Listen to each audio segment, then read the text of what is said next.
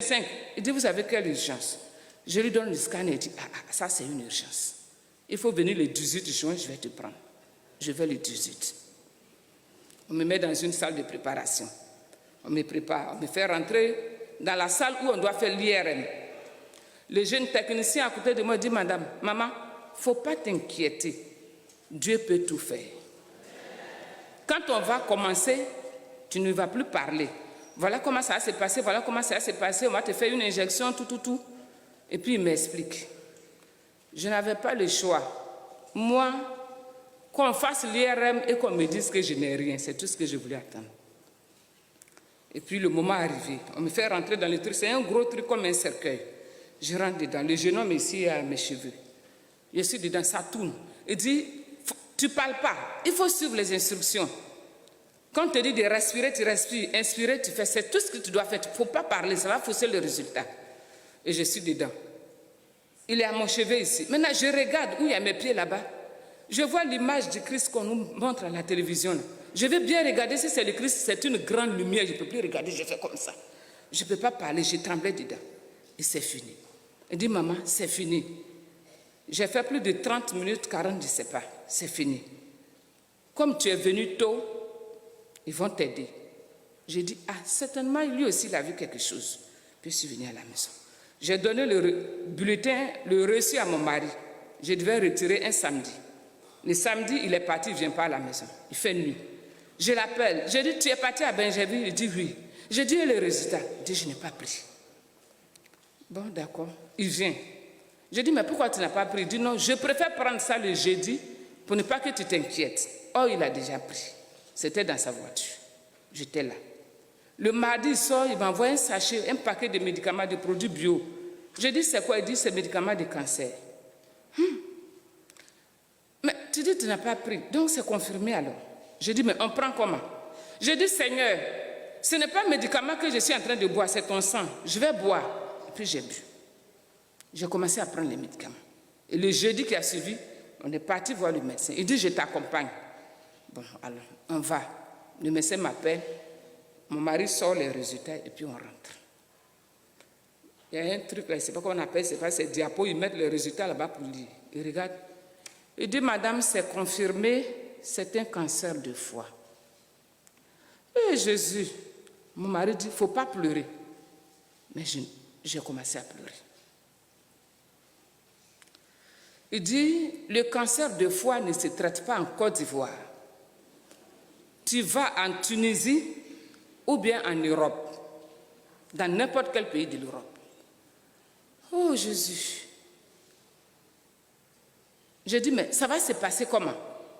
Il me dit, si on veut faire un bilan, un rapport médical pour que tu puisses partir, ça va faire plus de 3 mois. Comme c'est pratiquement les vacances, fais tes papiers comme tu es fonctionnaire, tu vas en vacances en Europe, là-bas ils vont découvrir et puis la procédure va suivre. Je suis arrivée à la maison. Je venais de me rendre compte que l'homme ne pouvait rien faire pour moi. J'ai commencé à pleurer. Il faut dire que mon père est un polygame et parmi mes frères, il y a 9 qui sont médecins. En ce moment-là, on dit médecin ne peut rien faire pour moi. Je ne peux pas les appeler. Je commence à pleurer. Chaque jour que Dieu fait, je pleure.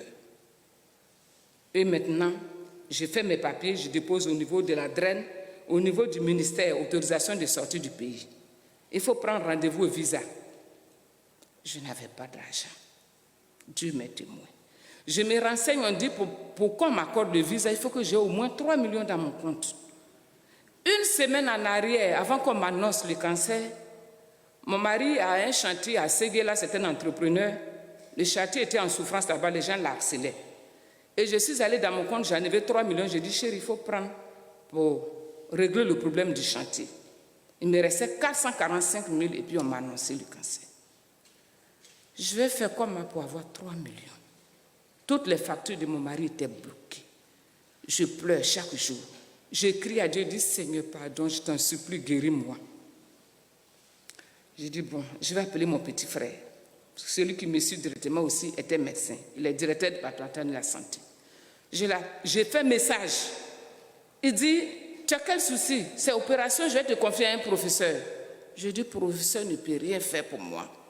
Voilà ce que j'ai. Il dit, quoi? Mais fais tes papiers pour aller en Europe. Je dis, justement, c'est pour ça que je t'appelle. J'ai besoin d'argent. Il dit, combien? Je voulais lui dire 2 millions. J'ai dit 1,2 million. À la minute, il m'a envoyé ça. Il m'a fait le dépôt. Je suis allée à l'Ubafrique pour déposer l'argent, pour verser dans mon compte. Et puis j'ai eu une amie, je l'ai appelée. J'ai dit, Florence, je vais aller voir mon fils en Europe. Mais il faut que j'ai 3 millions dans le compte. L'argent ne suffit pas, j'ai besoin d'1 million. Elle dit, tu es où? J'ai dit, ici. Elle m'envoie l'argent. Je dépose, je dis merci. Au niveau de mon service, je gérais les services sociaux. Et d'accord. Donc maintenant, j'ai l'argent et je vais au visa. J'attends le visa, ça ne vient pas. Je devais voyager le 25, ça ne vient pas. Et le 26, je suis partie, on dit, madame, le papier est encore au consul, ça ne vient pas. Donc le dimanche 28, je viens à l'église ici. Ça faisait déjà plus de 3 mois que je ne venais pas à l'église. Je suis arrivée ici. C'était jeûne et prière. Le pasteur quoi me dirigeait. Et à la fin, il a dit que tout le peuple prie parce qu'il y a un problème dans notre église. Excusez-moi, pasteur, que notre pasteur en second, il a sa soeur qui a un cancer, son visage est pratiquement gâté, lui-même sa belle-mère et un autre frère. En même temps, je dis, Seigneur, c'est de moi qu'on parle. J'ai vu des gens à genoux, je dis, Jésus, c'est à cause de moi que tous ceux-là sont à genoux, il faut me guérir. J'ai regardé mon mari, il pleurait. Après la prière, je suis partie à la maison, et le lendemain, on m'a appelé, on m'a donné le visa. Je suis allée en Europe. Je suis partie en France précisément. Mon fils m'attendait à l'aéroport. Quand il m'a vu, il dit, maman, mais pourquoi tu as maigri comme ça? Il y a quoi? Tu es malade? J'ai dit, non, je ne suis pas malade. Je ne peux pas lui dire ça. C'était plus fort que moi. Je suis allée à la maison. Je savais qu'il allait chercher pourquoi je suis venue. Je souffre de quoi? J'ai pris les résultats que j'avais et j'ai caché dans sa propre valise. Je le vois la nuit, il fouille mes affaires. Je ne dis rien. J'appelle le médecin qui m'a fait partir. Je dis, docteur, je suis arrivée en France, je fais comment? Je vais dans quel hôpital? Il dit, madame, il faut attendre 1 semaine. La 2e semaine, là, tu vas partir. 1 semaine, c'est trop long, je ne supporte pas. Et 3 jours après, mon fils est parti là où il fréquente. Il m'a appelé et dit, maman, j'ai fait une assurance pour toi. Ça couvre tous les 1 mois de vacances. Il faut aller à l'hôpital. Même si tu ne veux pas me dire, je sais que tu es malade. Va là-bas, ils vont te soigner. J'ai béni Dieu. Et ce même jour-là, celle chez qui je suis a reçu de la visite. Donc je leur demande. Je dis ici, on va à l'hôpital comment? Elle dit, c'est les vacances. Les médecins sont en vacances. Quand tu as quelque chose, tu appelles, il y a un médecin qui vient te voir à la maison, sauf les grandes maladies. Je lui demande, je dis, mais en France ici, c'est vrai qu'on soigne tout? Celle qui est venue la saluer dit, ici là, on peut tout soigner sauf le cancer du foie. Je suis rentrée dans les toilettes et j'ai commencé à pleurer plus qu'avant. Le lendemain, j'ai dit, tanti, je vais aller à l'hôpital.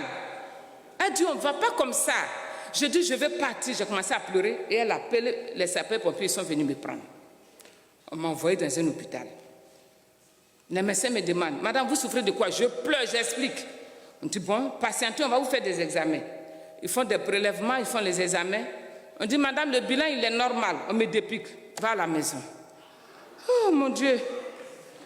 Et je viens. Je prends les images, les photos des résultats, je balance au médecin. Il me répond. Il dit, madame, si tu t'amuses, tu vas mourir. Le cancer de foie, 3 mois déjà, c'est trop. Il faut répartir.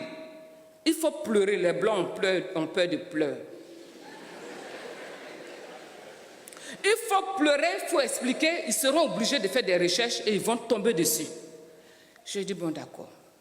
Je retourne. Je vais maintenant dans un autre hôpital, à Paris, Salpêtrière précisément. Et je commence à pleurer. Je ne peux pas pleurer en français. Je pleure en anglais. Effectivement, ils viennent, les internes, les médecins, telle personne se présente. Je suis docteur tant, je suis tant. Qu'est-ce qu'on peut faire? J'explique. On dit, on va te mettre de la morphine. Je savais que c'était une drogue. J'ai dit oui. Le médecin me dit, tu peux évaluer la douleur jusqu'à combien? Je dis, on évalue ici, il dit oui. De 1 à 10, je dis 9. Ils sont paniqués. On me fait des prélèvements, tout. Je pleure. 30 minutes après, ils viennent, ils mettent de la morphine. Je pleure encore. Et maintenant, le professeur est venu, il s'est présenté. Il dit, madame, on va vous faire un scanner. Je dis, gloire à Dieu. Et on me fait rentrer dans la salle, on me fait le scanner, je sors. On dit, les résultats, c'est dans 45 minutes. 45 minutes, on dit, madame Kofi, on vous donne les résultats. Le scanner, il est normal, on me dit, qu'on dit, va à la maison. Oh. Je viens à la maison, je regarde le résultat. Ils ont cité tous les organes sauf le foie. Je fais la photo, j'envoie au médecin. Il dit, madame, tu vas mourir.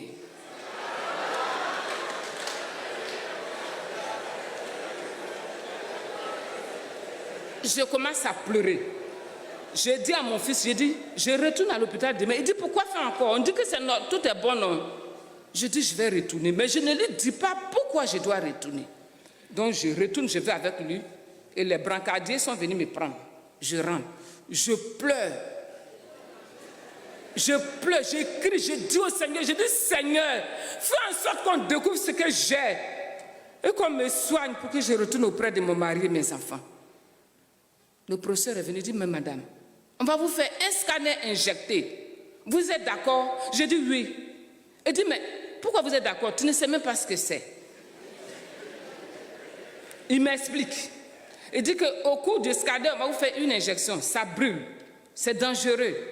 Après le scanner, il faut boire au moins 2 à 3 litres d'eau par jour pendant 3 mois. Parce que ça peut détruire les reins. On va le faire pour voir tout ce qui est dedans parce que jusqu'à présent, on ne trouve rien.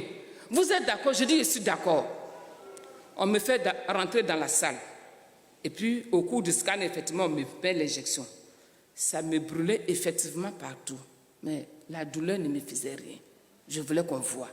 Et quand c'est fini, on dit résultat dans 45 minutes. J'étais assise.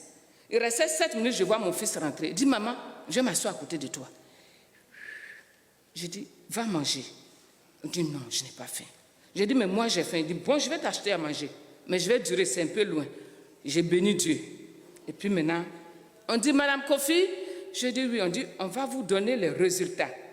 On va aller en salle de résultats pour visionner. Je rentre là-bas. Voilà les internes, les médecins, infirmiers, tout le monde est assis. Les ordinateurs sont là. Et puis, je suis assise. Ils ont mis ça sur les diapos. On dit, vous portez des lunettes? Je dis oui. J'avais laissé mes lunettes à la maison. Où sont vos lunettes? J'ai oublié. On appelle le service ophtalmo. On m'envoie les lunettes, on essaie.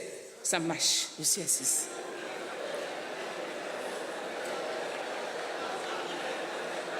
Je suis assise. Le professeur dit, si vous voyez quelque chose, vous levez le doigt comme en classe, on vous explique. Voilà le pancréas. Vous voyez quelque chose? Je regarde, je dis non, je ne vois rien. On voit tel organe, je ne vois rien. On dit, voilà la rate. Vous voyez quelque chose? Je dis oui. Je vois une tache, on dit oui, c'est un kyste. Mais ça, ce n'est rien. Ce n'est pas une urgence. Et maintenant, on dit, voilà le foie. Je commence à trembler. Il dit, madame, pourquoi vous tremblez? Vous avez peur de quelque chose? Pourquoi vous tremblez? On va vous expliquer. Je voulais qu'on trouve de quoi je souffre, qu'on trouve le cancer et qu'on commence à me soigner. On dit, voilà le foie, ça passe, ça repasse, ça passe, ça repasse. Le professeur dit, vous voyez quelque chose? Je dis, je n'ai rien vu encore. Il dit, on continue. Je tremblais comme ça. Et puis après, il dit, on a fini de visionner les différentes parties du foie. Votre foie, il est normal.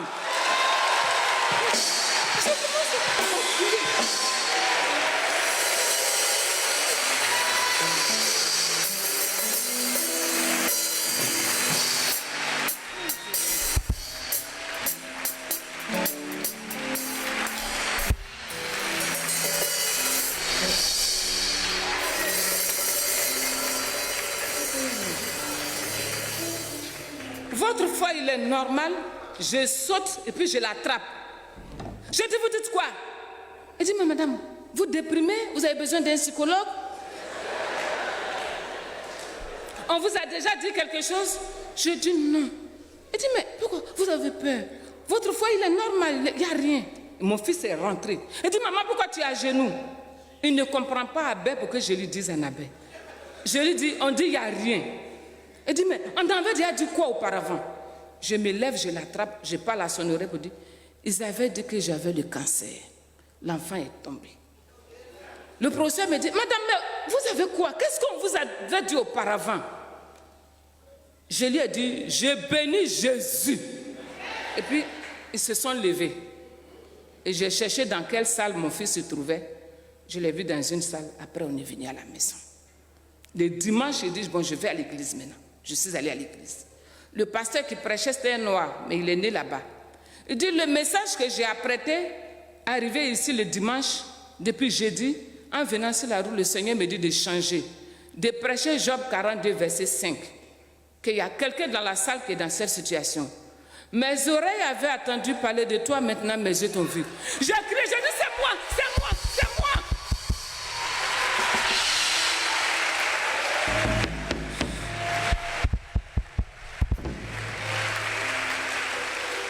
Il dit, pourquoi tu dis que c'est toi? J'ai dit, c'est moi. Il dit, bon, il faut t'asseoir là-bas. Quand il a fini de prêcher, il dit, madame, prends le micro. Explique-nous pourquoi tu dis que c'est toi. Je dis, c'est moi. Je suis de la Côte d'Ivoire. Voilà mon histoire. Et toute l'église était comme ça. À la sortie, tout le monde, madame, il y a une blanche qui est venue et dit, mais ma mère est décédée du cancer, on a dépensé toute notre fortune. Madame, remerciez vraiment le Seigneur. C'est vrai, je dis, voilà les résultats.